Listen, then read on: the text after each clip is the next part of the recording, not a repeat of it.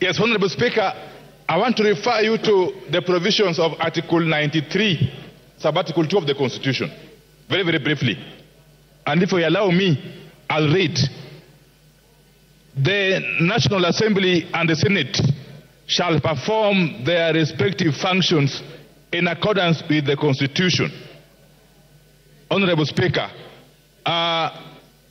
if you go further to Article 108, Honorable Speaker, of the Constitution, especially 108 Sub-Article 1, where it clearly provides that there shall be a leader of the majority party and a leader of the minority party.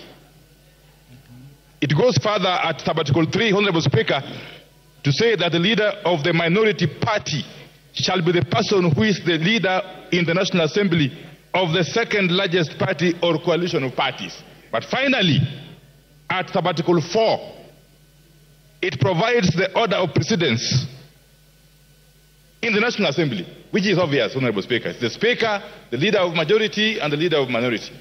Honorable Speaker, pursuant to these provisions, the Parliamentary Service Commission has proceeded to facilitate these offices, and particularly the office of the leader of the minority party, which I am privileged to occupy as we speak, Honorable Speaker.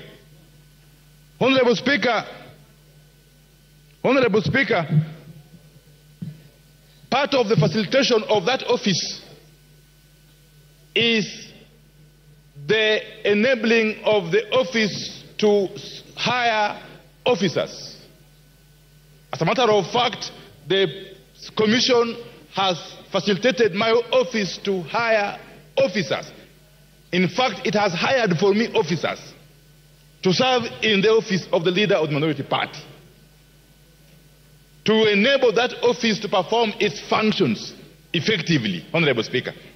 And I believe that is the case with the office of the leader of the majority party and other offices in the National Assembly. Honorable Speaker,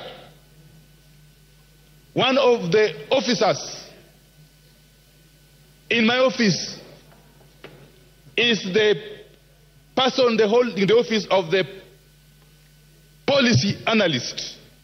Honorable Speaker, the policy analyst in the office of the leader of minority party plays a very, very crucial role in enabling the holder of that office to perform his work. Honorable Speaker, on the eve of today's sitting, specifically this morning, Honorable Speaker, at 2:20 a.m. this morning, I was called by the policy analyst in the office of the minority leader, one Gabriel Oguda. Gabriel Oguda, that is the policy analyst in the office of the leader of minority. He called me this morning under distress that there were people, in fact he called them cops. I think cops means policemen. At his gate, breaking into his compound. The issues I'm raising are so serious that I want to request my brother Pukose to be patient. Honorable Speaker, Mr. Gabriel Oguda called me at 2:20 a.m. this morning, informing me that there are people at his gate who were breaking into his compound. No sooner had he called me, Honorable Speaker, I mobilized lawyers to try and attend to his situation. But within no minute, Honorable Speaker, members, order. I need to hear. Honorable Speaker, 10 minutes after Mr. Oguda called me, my phone calls were jammed. I was unable to call nor to receive calls until about 6:30 this morning. Honorable Speaker, in the ensuing period, these persons actually broke the gate of Honorable Oguda's compound, went further to break his door, and abducted him. Up to this moment I'm speaking here, we do not know the whereabouts of Mr. Oguda. who is an officer in the office of the leader of the minority party, an officer who is supposed to make our work possible, happening on the eve of this very special day, Honorable Speaker, we don't take it lightly. And I want to explain further, Honorable Speaker. The persons who abducted Mr. Oguda are not known, even though in his phone call to me at 2:20 a.m., he indicated they were policemen. We have looked in all police stations in Nairobi and environs. He is nowhere to be seen. We don't know whether they kill him or they are holding him in Communicado somewhere. Honorable Speaker, we do not know. Honorable Speaker, Article 29 of the Constitution of the Republic of Kenya protects the right to freedom of every Kenyan citizen. Indeed, even the rights of arrested persons are protected in the Constitution at Article 49, Honorable Speaker.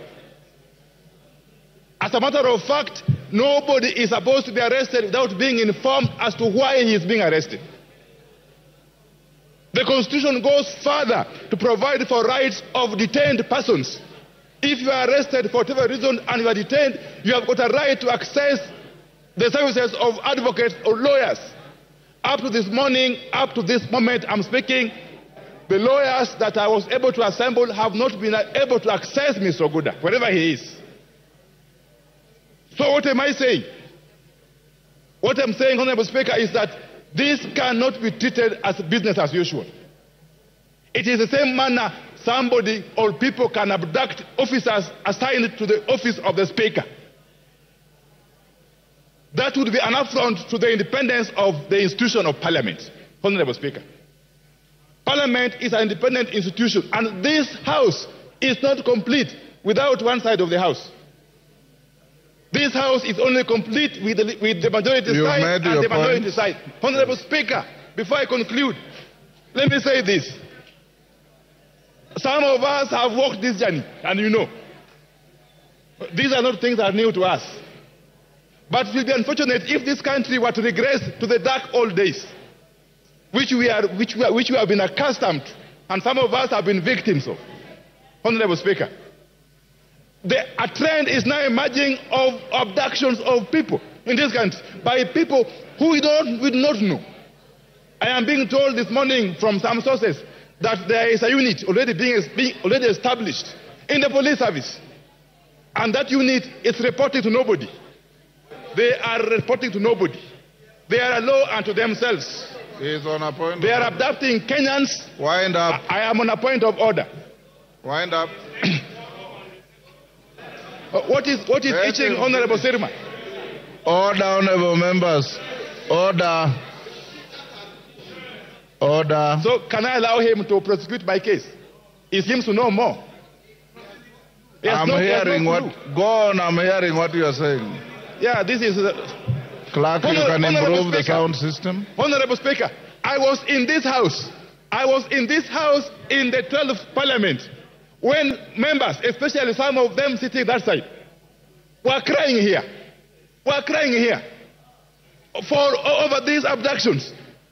I can tell you, Honorable Speaker, the shoe could be on the other side of the foot. But these are the same things, Honorable Speaker. What is good for the goose must certainly be good for the gander. I can tell you. And therefore, will I be right, Honorable Speaker, to request you that before we proceed, you use your powers under the Constitution to compel whoever has abducted the officer in the office of the leader of minority to be produced before we can proceed. Otherwise, this House will continue to be under siege, and we cannot operate under intimidation. Personally, you can't. You've made a point. Thank you. Minority Leader, you've made your point. Give him 1 minute to conclude. You are now not complaining, you are making a speech. If anybody thought that they can intimidate members of Parliament, let me assure them, at least personally, I can never be intimidated. You will never intimidate me. You've made your point, Wandayi.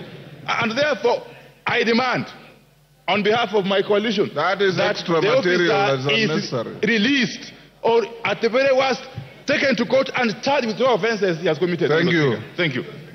Majority Leader.